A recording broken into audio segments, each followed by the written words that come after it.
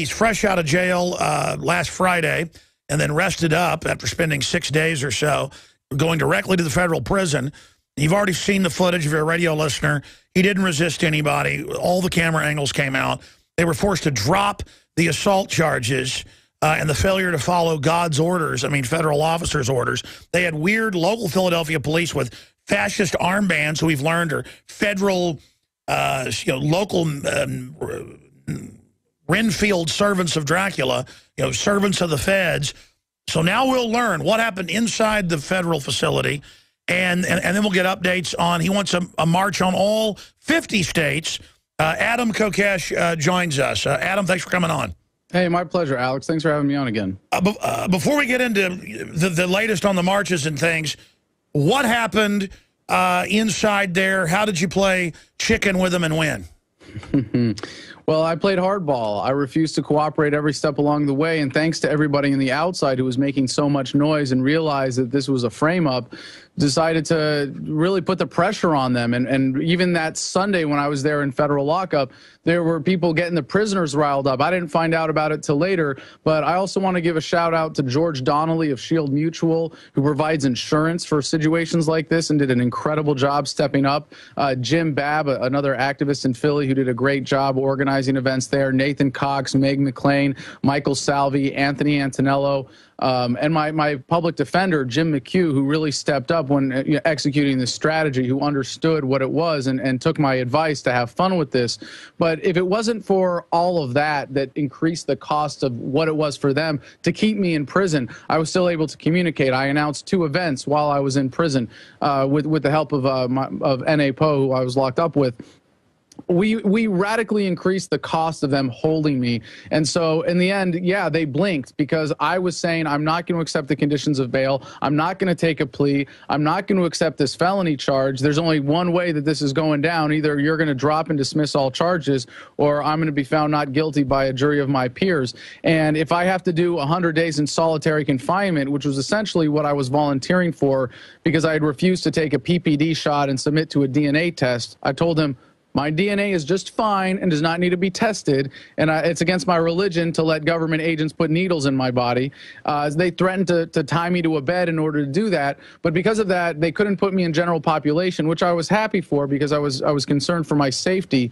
I was actually threatened by one of the marshals while I was in prison, and I said, I'm not going to accept bail under these conditions. And then just Friday, after being in detention for 6 days, I was unceremoniously dumped in the rain in Philly in prison shoes, and it was an interesting experience because they took me through the process of getting discharged from the federal detention center, but they had this idea that they were going to issue me citations, that they were going to bust the charges down or reduce them, and I have these citations right here, one for disorderly conduct and one for interfering with an officer, which you can see from photos posted online. I did not sign, refused to. They said, here you go, you're going to sign for your personal effects, you're going to sign these citations. And I just laughed at them and said, what are you going to do, put me back in there? I don't think so. And they carry, $275 each, but they're not legally binding at this point. And I think it just goes to show that when you stand up and assert your right to confront your accuser, as we did in the probable cause part of the hearing on Thursday, you can get them to back down, and there are going to be a lot less careless accusations the more people stand up in situations like this. Yeah, I've had people on the street in Austin and waiters and people come up to me when you were still in jail saying, what are we going to do about Adam Kokesh? And again, I'll be honest with you about this. I've been honest on air. I think you're a good guy. You've been backhandedly critical of me over the years in the past, and I think that's entertaining. I don't mind being criticized. I'm one of my own biggest critics. But well, hold on. If you're going to mention that, allow me to say I have on the air, I have the utmost respect for what you do and what you have accomplished, and I believe I have some philosophical differences that I'm very passionate about. But all of my criticism of you is based on that alone, and I really consider you a brother in this fight, and have the greatest respect and admiration for everything. Well, I have respect for you as well, but I just want to be clear. No, I'm just saying we all have differences of opinion on things. And they say to make a good radio host. And I didn't know this when I first got into radio. Later I learned it was be authoritative, never apologize, say you know what you're talking about. Well, I generally know what I'm talking about. That's why I come off authoritative, because I am. When I make a mistake, I'll say it. I have never been so conflicted as I am about what you're doing. obviously, because I have trouble gauging what's going to happen. I also know it's historically important. I know fortune favors the bold. I know all of that. And so I'll be positive. I'll also be critical because I'm simply in my own mind trying to war game out different things. And I understand justice be done, though the heavens fall. You have a right to carry guns loaded on your back into D.C. The Supreme Court ruled it 5 years ago. Even if they hadn't, common law, common sense says not only people in uniforms can have them. Why can't you be trusted when you're not a felon or a criminal? The state's announcing you're a criminal. My issue is that the crowdsourcing knowledge, let me just finish this quick point, of my audience, I'd say about 70% of my audience says, look, we get what he's doing, but we feel like it's going to be a bad strategy. They'll set him up. I said they'll set you up. I don't think they're done trying to set you up. Exactly. And then now you're going to have 50 of these. Do you plan for those to be armed as well? Now it's impossible to have cameras everywhere. So the other people they set up, they'll go ahead and put them in jail for assaulting police because we won't have 7 cameras on it. Do you see my point? Is that we're winning the info war right now. That's why a lot of people think the strategy is a bad one. Go ahead.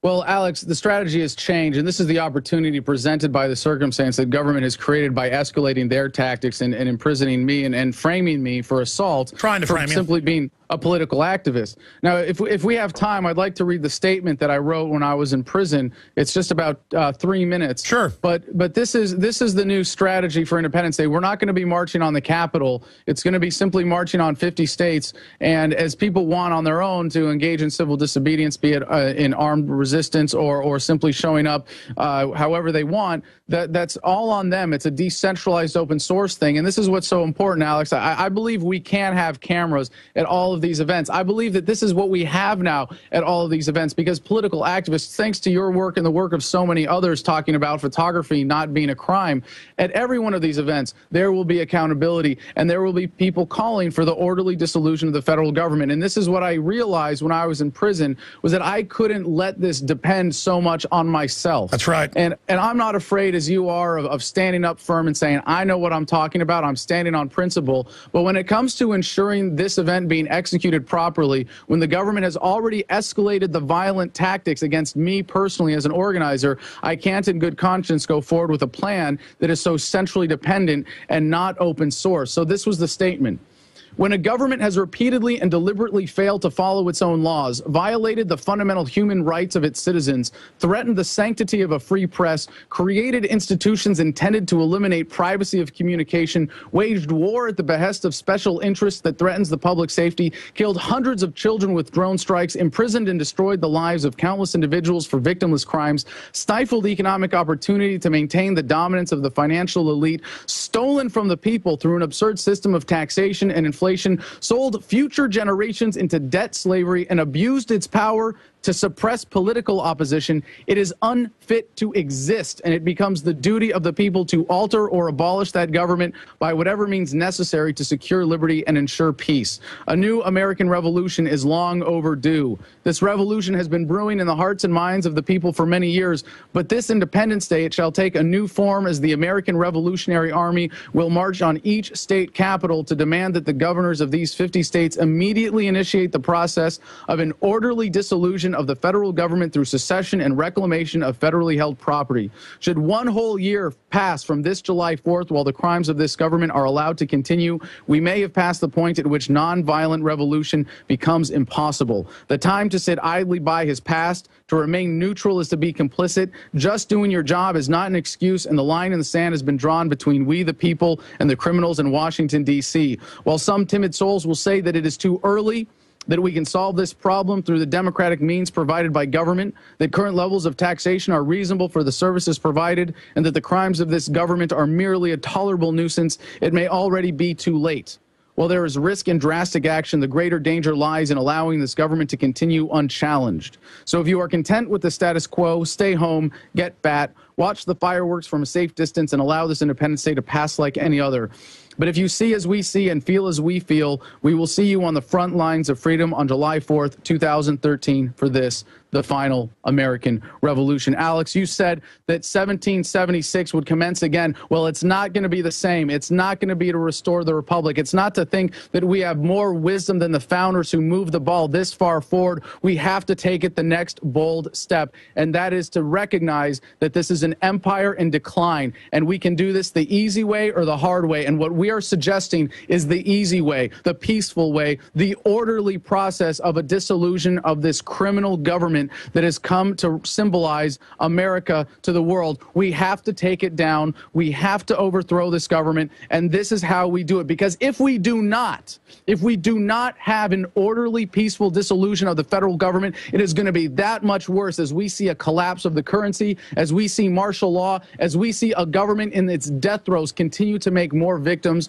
of otherwise law-abiding citizens. Sure, Adam, but, you know, last year I put out the call for the Second American Revolution. Drudge linked to it, a bunch of other news picked it up. And I was talking about the states organizing with good members of Congress to declare the federal government is run by foreign banks, is illegitimate, but to reboot the republic via the states. And I had constitutional lawyers on, like Edwin Vieira and you know, countless others, advisors to Congress, and they concurred that was the constitutional remedy. But I mean, just saying the states will grab federal property and will overthrow the government. My angle is the federal government's already been overthrown by foreign banks. It's been occupied. Then there's no debate and no civil war by leapfrogging that. I wouldn't use the term overthrow the government. Let's discuss that straight ahead. Many anthropologists and archaeologists believe that before man even discovered the power to harness and use fire, we were involved in agrarian activities. That is, taking the seeds of plants and then replanting them to produce more. The very foundation of our modern civilization and human culture is centered around the planting and cultivation of edible plants, fruits, vegetables, nuts, you name it. And the globalists have been going after gardening. They've been harassing people that have gardens in their front yards or their backyards. They've called for licenses for people to have gardens because you can't trust prisoners in the police state America to be able to grow their own food. That's why I've come to the realization that we need to become self-sufficient. You need to be informed. You need to have the Second Amendment to protect yourself. You need to be politically active to wake up others. You need to filter your water. But you also need to plant a garden. Even if you live in an apartment, you can do this. If you live in the countryside, obviously you can do it on a grand scale. There are so many green belts in areas that humans don't even visit, nearby cities and in suburbs, where people are now more and more planting their own little private gardens and meadows and off the side of the road. Ladies and gentlemen, it is a revolutionary act to unplug from the television, to unplug from the computer and all the globalist propaganda, and to go out in your backyard or your front yard or planters at your apartment or on the roof of the building where you live, and to plant a garden. Here are some of the amazing deals at InfoWars Seed Center at InfoWarsShop.com. The Survival Seed Vault by My Patriot Supply features only the finest survival heirloom seeds for a robust and hardy garden, even in the toughest of times. The ARC All-in-One Seed Kit contains 70 varieties of 50,000 seeds of fruits, vegetables, medicinal, and culinary herbs. All ARC seeds are heirloom. Each type is labeled and sealed separately for ease of use and longevity. The Deluxe Emergency Seed Bank combines 3 of Emergency Seed Bank's top sellers: the Family Survival Emergency Seed Bank, the Medicinal Herb Seeds Pack, and the Culinary Herb Seeds Pack. We also have starter varieties of the deluxe seed packages for fruit, salad, salsa, peppers, and medicinal herbs and more. Go to the InfoWars Seed Center at InfoWarsShop.com. A little seed can grow a huge tree that produces fruit for up to 50 years. We have the best life bombs. That's what these are. We have the best weapons against death out there at the lowest prices, waiting for you to lovingly plant them and lovingly grow them and lovingly eat them and share them with others. We will strike back against the New World Order, and this is only one more initiative in our fight against them. So please join us at InfoWarsShop.com, or you can link through at Infowars.com at the InfoWars Seed Center. and it hit me like a ton of bricks. This is what I want to ask you right now. That if a revolution was happening and nobody announced it, would it happen? And what I'm getting at is the public is awake, people that aren't zombies. They know we're being screwed. They know we're being persecuted. We know the federal government's been taken over by the globalists. We know the New World Order is real. Those of us that expose it have been proven right in spades, in triplicate. And all we've got to do now is stand up, speak out, it'll fall. So again, I admire what you're doing. I know cowards attack you out of hand because what you're doing scares them. But then other people are mistrustful because there's so much betrayal out there. And then other people start thinking they're just going to set him up. This is going to go bad in their gut. And then I saw your report and thought, what, 50 armed marches? Now you're saying, no, it's to whatever the local group does. That makes more sense. But do you get the sense at an intellectual level? For me, it's a spiritual level, but I can also manifestly see it in the third, in this dimension, that the awakening is now. History is happening now. Our destiny is being decided now.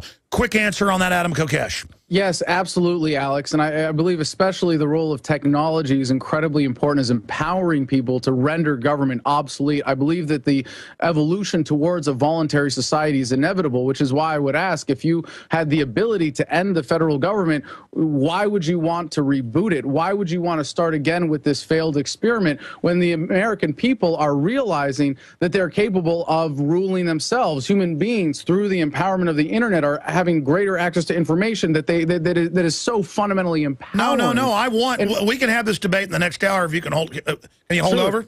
Sure, but absolutely. We can have this debate after we get more into the march and take these calls because I got to go to them. Let's do it. But the issue here is that we don't have a federal government. It was hijacked, and I will be glad to get rid of government entirely once we've had a free system in a microcosm to bring down the communist Chinese, to bring down Apple with its Foxconn slave factories. My point is I see the globalists trying to co-opt libertarianism to create a fake clone of it. So if you want to have a real debate, we'll have it.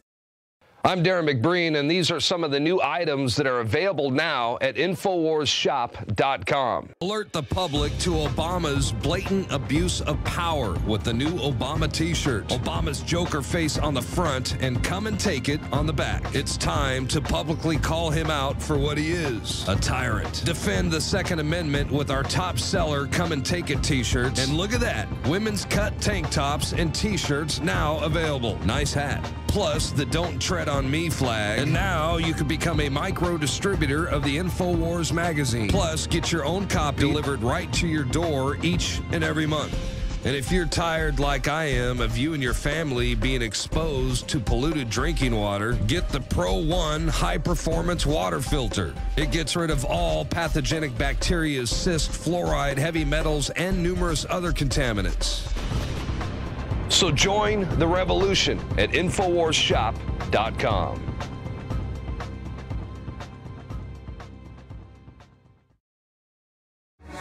All right, Adam Kokesh is our guest, and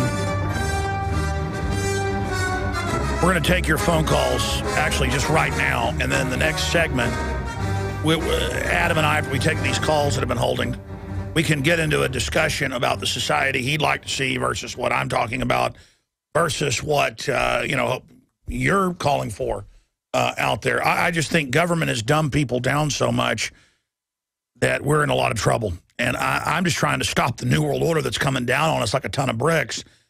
But I understand sometimes the big, bold idea can be so large it overshadows. Like their idea of tyranny is so big that it tends to overshadow things because they reach so far.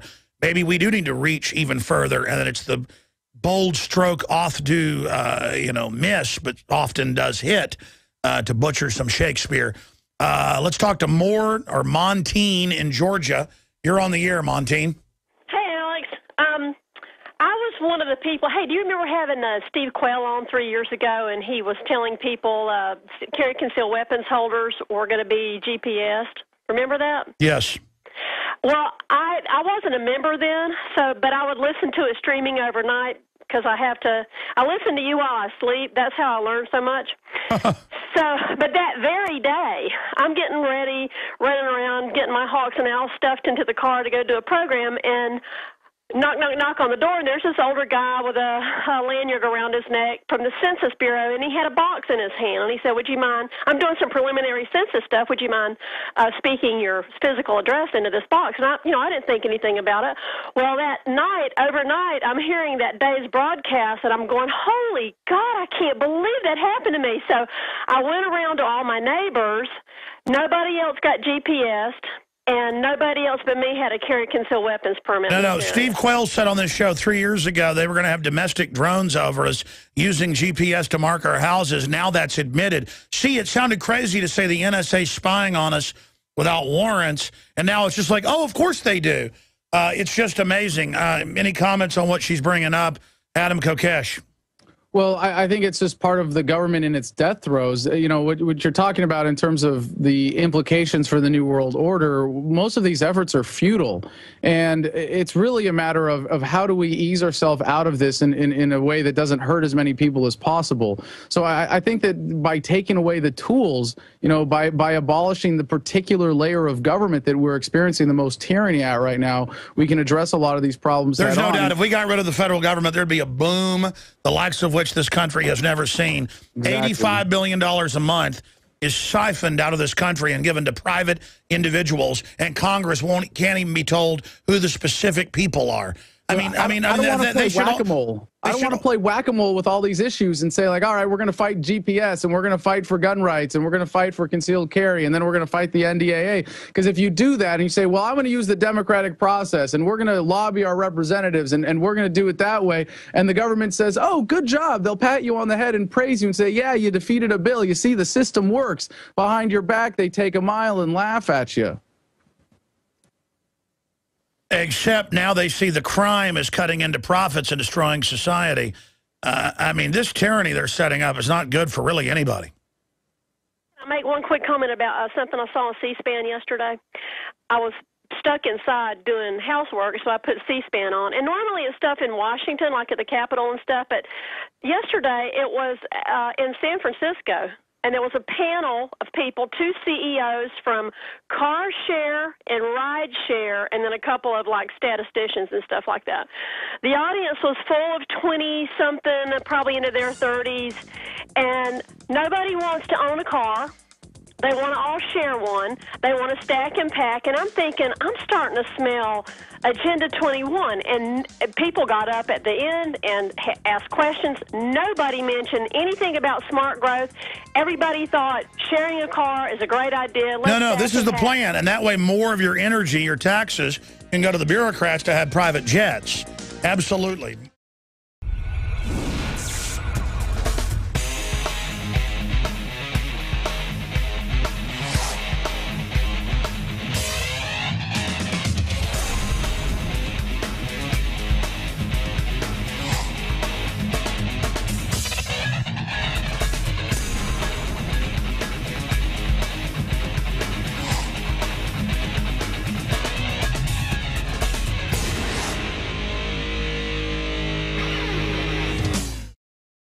The decision was publicly announced more than a decade ago by MIT and other major technology development centers, where they take our tax money and then go out and hire the best and brightest engineers and scientists.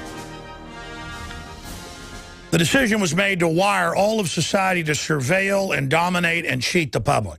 The stock market's rigged, the interest rates are rigged, everything's rigged. It's this kleptocratic group who've stolen the world. Now that they've done that, they're saying, oh, we're libertarian. We keep our trillions we've stolen offshore.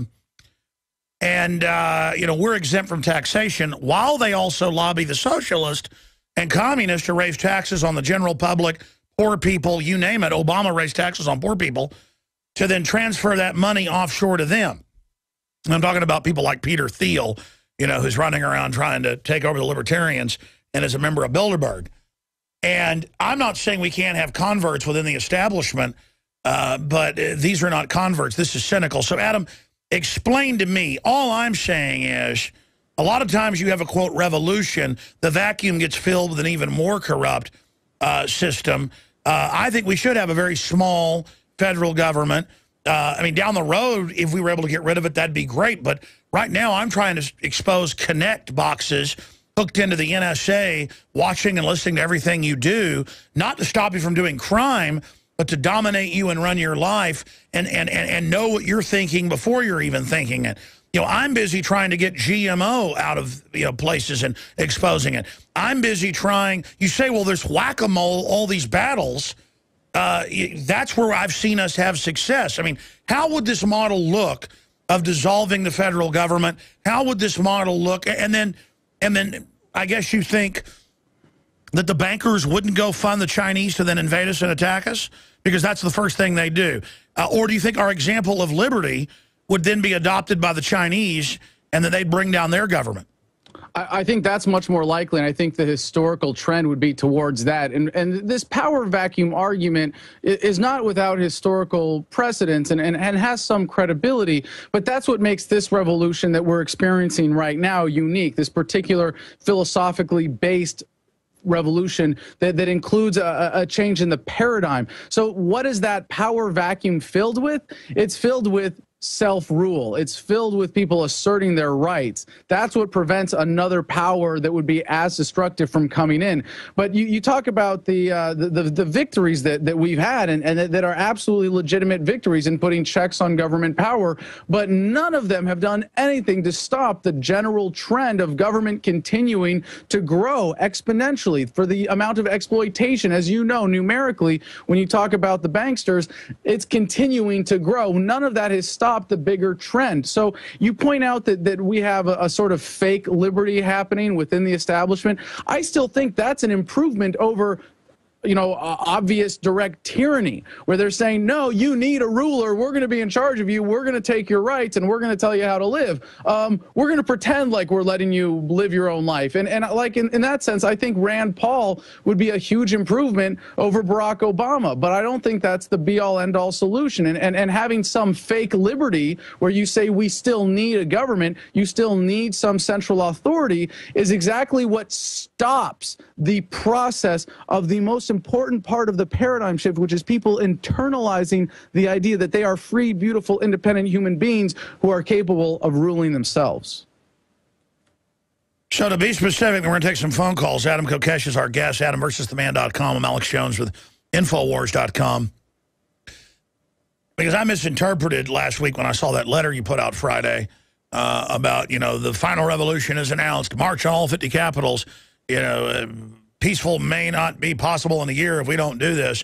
I was interpreting it as, because it was kind of left nebulous, and you used rhetoric before like this is an overthrow, this is a revolt. I just wouldn't use that nomenclature. It's kind of like the groups planning a official protest, a Bilderberger, calling it fringe. Well, we're not the fringe. The Bilderberg group is the authoritarian, parasitic, fringe. Well, Alex, what are you afraid of? That they're going to call us terrorists? I think it's time to actually use precise, direct language in what we're talking about and not be afraid about how it's going to be spun by the loyalists. We are armed. We are revolting. We are calling for an end to the United States federal government as we know it. Both of us are. You want to reboot it. I say we can end it and simply fill that power vacuum with individuals asserting their rights or even states asserting their sovereignty. But what I'm saying is it ends the argument when you prove it's run by foreign banks illegally that are sucking $85 billion a month out. That's not even the federal government. I mean, we can debate whether get rid of the... Okay, let's kick the globalist out, and then we can decide whether we're going to abolish it or not. Sure, and Alex, if what happened as a result of what I'm calling for is that we are successful and there is a dissolution of the government, and at that point the governors get together and say, well, we kind of want a defense collective, I'd be against it. I think it's going in the wrong direction, but I'd still be very happy with that as an outcome compared to continuing along the path of inevitable decline and a violent collapse of a government in its death throes as we're facing today on our current course. Sure, but I mean, I would like to just arrest the leader of the Federal Reserve, arrest Jamie Dimon, arrest the heads of the big banks that are running the policy of treason, but it's not even treason because they're globalist. And so my point is, you want to reverse the implosion by design of society, we've got to first kick the globalist out, because I think if you got rid of the federal government entirely, or the shell of it, then the robber barons would attack the states one at a time. I mean, that's what America was the states in a mutual defense pact, and now it's just become a federal government, which then got taken over itself. Well, sure, Alex. I believe that it's only one step in the right direction. The eventual course of human history is to achieve a truly free, voluntary, stateless society. So anything that moves us in that direction is a positive. And you're absolutely correct to point out that if we have this orderly dissolution of the American government, you will still have very dangerous state governments. But at least then the damage will be compartmentalized, and people will be able to recognize if the banksters are going after one particular unit or another. But you also have to acknowledge that the Federal Reserve System, the U.S. dollar is the world reserve currency, is the underpinning of so much of their power on a global level. And if you take that away, you get rid of this foundation of so much of that power. And part of this revolution has to include people at least asserting that they should have local currencies or currencies that are commodity-backed, at least non-coercive currencies. And you know as well as I that that's what was really at the underpinning of the Federal Reserve System, that it was forced on the American people and coupled with gold confiscation. Well, I know this. America has been hijacked, and that's not just rhetoric. I mean, if we could ever have a real discussion about how we're a conquered country, they're trying to mop up the media, mop up the states. That's causing pushback because it's gotten so naked. And I'm just saying, these globalists, I mean, Adam, they will nuke a city. I mean, you've shied away from 9/11, you know, could be staged. And I mean, now our government runs al-Qaeda openly in Libya and Syria. What are you going to do when they blow up a major city and then say that the Patriots did it? You know, Patriots stole a nuke off an airbase and detonated it, and they're coming to kill us. Because, I mean, that's what I'm telling you. We keep fighting them in the info war. We are bringing them down right now. We're winning on this front. They want a confrontation. I don't want to give them an excuse, because if I was them, I'd set off a nuke and blame it on us. Well, they're making excuses left and right anyways, and you could what if this to death, Alex, but the greatest thing we can do to mitigate the possibilities of violence is take away the tools of violence, take away the nuclear weapons, take away the standing army of the federal government, take away the IRS, take away all the federalized police forces, and minimize what power it is that they But there's other wield. big criminal government gangs out there, and that's where the necessary evil argument of government comes in. What do you do about the Chi-Coms and the Russians and everybody else the globalists armed and put in power? These bankers are still going to be running the rest of the world. Well, if some defense collective is necessary based on the threats when we get to this point, I would hope that it could be achieved through voluntary means. But I can certainly acknowledge that possibility, and my plan does not preclude that. But the best thing that we can do to prevent that inevitability, or that possibility, rather, of foreign military attacks on the United States is to inspire revolution in other countries and spread the message. And really, as you know, Alex, the paradigm shift that's happening today is global. I'm sure you, as well as I do, have fans from all over the world who are appreciative of this message, who don't have a particular stake in what it means to be an American, but they understand what it means to have the American government as a threat to the world. Sure, well, let me ask you this question. What do you do about the 50% of the population on average that literally can't tie their shoelaces and have no idea what planet they're even on and walk around drooling with make-work jobs or welfare checks, who don't even, know their name? I mean, what do you do about those people? Then we have to reach them with the message. We have to elevate them. We have to inspire them. And we have to show them that when you take away government intervention in the economy, more economic opportunities come about. But if you understand the mode of government, it's we're going to break your leg and then give you a crutch and say, if you couldn't see, if it wasn't for government, you wouldn't be able to walk. And when you have someone in that crippled situation, because you're absolutely right to point out that a large chunk of the population is psychologically crippled as a result of government propaganda, what do you have to do? Sometimes there is a healing process. There's going to be a stumble. There's going to be an adjustment. But if you allow that leg to heal and you stop breaking that leg in the first place, you'll be able to walk in no time and eventually start running. And I think when people are able to see that as clearly as they are now, thanks to your work in large part and everything else that's available on the internet, they're going to be demanding that the crutches be taken away. Well, the whole system's coming to an end. That's why the oligarchs are digging in, thinking a police state's going to allow them to stay in power. Everybody I talk to, even knows the rich guys don't pay taxes on average. They know the globalists are exempt from all these rules. I don't see how they're going to get away with it. And so I just hope the establishment decides to go quietly into the night, because it's going to be easier for them to give up their power than set the whole world on fire. But they got in power, Adam, because they're willing to take the risk to do it. I don't think this is going to go very easily. This is going to be a big deal. Well, so am I, and that's why it's so important to not say that we're a completely nonviolent or passive resistance movement. We assert nonviolent means when possible, as it is certainly preferable, but we are not afraid to use violence if necessary, and we are capable of and asserting our right to defend ourselves. And I think yeah, but I mean, that's not even violence. Backstop. That's not even violence if it's defensive. Exactly. Well, it's violent in the sense that it is a violent act that we are reacting to when when it's necessary to defend ourselves. Yeah, but defense is always, I mean, watching Al-Qaeda be used against Syria for 2+ years and bombing them and all this, and then the media saying, how dare Syria defend themselves? I mean, it's just, things are so screwed up. And that's why it's time for drastic action. I don't think these these efforts to fight back an inch at a time are going to be effective when it comes to the actual point of collapse of modern governments.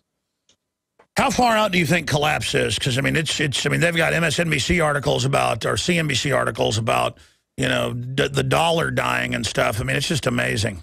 I don't know, and I don't want to make predictions in terms of years, but I'm thinking somewhere on the timeline of 5 to 20 years. I know that's pretty vague, but I do know that there is going to be a collapse of some kind, and the federal government, as we know it, is unsustainable. So it's kind of a matter of the longer we let it go, the worse it's going to be.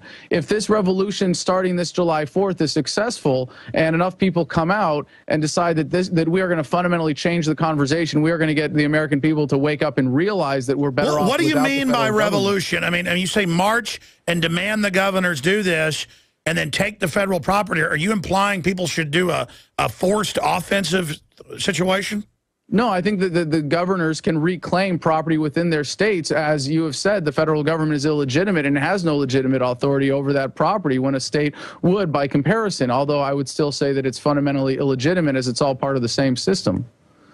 Well, I'll say this. The Fed's internal manuals that have been made public and all their training from my sources is to send in federal troops into any state that does that. They're really worried about that scenario. But if enough states did it, and that's why they always try to play off North against South, black against white, all this garbage. Yep. But I think if a state like Texas did it and said you're an illegitimate government, foreign banks run you, we're done with you, I think we would be joined by other states immediately. I mean, it's like the TSA, the state unanimously voted in the House to say you can't violate state and federal law and grab people's genitals. We're going to start arresting you. And the Fed said, we'll have an armed blockade with F-16s. Why didn't we call the bluff and say, okay, bring in your force? They would have lost the moral debate instantly when an F-16 ordered a passenger jet to land. I mean, is there nothing we won't put up with? The military isn't going to have that's why they want to go to drones, Adam, because in the future, if an F-16 or F-18 or a pilot says, I'm not going to shoot down an American Airlines flight flying into Texas, they'll just send a drone to do it. I believe you have a saying in Texas that would appropriately apply to your governor, all hat, no cattle. Yeah, that's true. Oh, boy. But I mean, my point is, the feds really think Obama is Abe Lincoln, and they fantasize about how they're going to invade the states and put us in work brigades. I mean, these hippies really think they're like Mao Zedong or something. And I got news for them. Folks, we got 300 million guns plus, and I mean, it's like I told the Redcoat, I'm not looking for a fight, but listen, it will trigger 1776, and I mean, all these people that work for the government just because they're wearing commando outfits, I don't think they have any idea what's going to happen if they actually start this fight. I think you're right, and that's one of the things that really is on our side. That the groundwork has been laid in the raising of awareness of the people, and we've seen this in every resistance movement of this type. When the government cracks down, it backfires. I mean, look at the Arab Spring. Look at and I'm not saying that those were pure, true revolutions without foreign influence by any stretch, but there are a lot of lessons to be learned from the mechanisms of how those various events played out. And when the government cracks down, I mean, look at like in Egypt. When the government shuts down the internet, it's time to shut down the government. And I think people will respond to that. And it's those kinds of things that will wake people up. So again, this idea of an orderly dissolution through the states seceding and reclaiming federal property is doing things the safe, peaceful, easy way rather than being delusional and waiting to do it the hard way. Well, I mean, the feds have more than half the property in the West, some states like 90%. Imagine if they took all the stuff that's just rotting and wildfires because they won't cut the trees. Imagine if they actually sold that stuff off for, 10 cents on the dollar, the amount of money it would raise, the wealth, the new boom. Oh, yeah.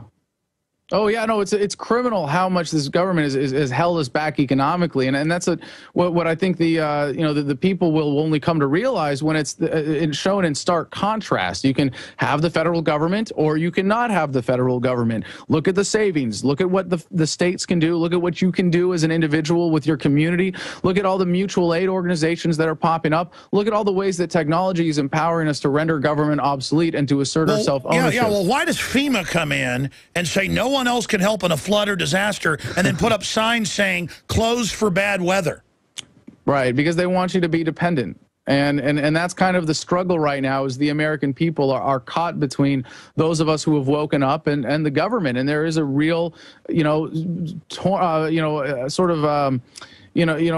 just a very deep conflict, a certain cognitive dissonance, and we have the truth on our side. We have to simply inspire them to do the right thing and to avoid that cognitive dissonance and show them that living in the truth is not only easier, but it's better. You're happier and healthier with an actual grounded relationship with reality rather than just believing the government's propaganda. Well, you're right. Let's jam in a phone call. David in California. You want to bring up, I guess, the article I mentioned earlier where they're going to teach 5-year-old boys how to dress like girls. Go ahead. Hi, Alex. It wasn't actually an article about that. It was there's actually a school in Wisconsin where for Spirit Day, it's an elementary school, and the teachers want the boys to come in dressed like girls and the girls to dress like guys, like boys. Well, that's because they're attacking fundamental human institutions. People want to live some way. That's their issue. Yeah, they're obsessed with it. I'm not. But the trying to sexualize young children has a name. It's called pedophilia. Well, it's not only that. I mean, I've noticed there's kind of this push and this agenda to kind of feminize men. It's cool now as a guy to be wearing, nail polish, and women like the feminine guys and guys who wear makeup. And there's like a push to make. Yeah, see how many women you really get doing that.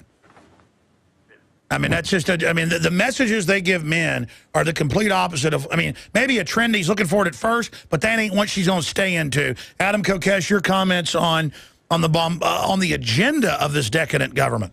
Yeah, well, there's another story that I covered today from intelabove.com. Department of Homeland Security teaching kids to go to FEMA camps in time of crisis. And in a sense, the propagandization is getting deeper and earlier. But we're going to see a split as well in the children that are raised by parents that have this awareness. Not all of them are capable of getting their children out and homeschooling or unschooling them. But when you see kids in these situations, and one of the things that I'm so encouraged by, and I know you get emails like this too, Alex, from people in my audience that are in middle school that are going, holy crap, I'm the only one here who gets it, but they're listening to Adam versus the Man. And I'm so encouraged because the people that grow up with the internet, this is the thing, that for all the government's efforts to propagandize the youth, they are so much smarter than us. They're so much more tuned in. And I'm 31. I barely count myself among the millennial generation, but those of us who grew up with the internet have a whole other awareness, and you can lie to us, but you can't get away with it for very long. Well, exactly. What's going on here is so many times their propaganda works for a while, but then boomerangs or backlashes. Right, and with this younger generation that's coming up, I mean, the kids that went to high school with smartphones, when their teacher lies to them and they can just look it up and be like, I don't think so. Or like we saw, kids were actually recording their teachers and then calling them out on it or doing the research afterwards and finding out the truth. It's incredible. You can't control the next generation. If anything, we have an obligation to get government out of their way. All right, listen, appreciate your call, David, and I'm sorry to other callers. If you call back tomorrow, We'll put you to the head of the line, Joe, Brian, First Sergeant in Florida, Nicholas. I want 30 minutes in overdrive. Okay, Adam, so the march on D.C. is off July 4th. We are marching on all 50 state capitals, and for anybody who wants to get involved, our national coordinator is Jeffrey Phillips. We've got most states covered, but we still need people to step up. We're going to have a list soon of those where we need people to take point. But Jeffrey, Jeffrey at AdamVersusTheMan.com. All right, great. Thank you so much, folks. The new Bilderberg, you bet, the special Bilderberg coverage area, Infowars.com/Bilderberg. Visit Infowars.com and PrisonPlanet.com. When you're on the site, you can also tune in 24 hours a day to my daily radio broadcast. There's also a free iPhone app to listen to the syndicated radio show when and where you want.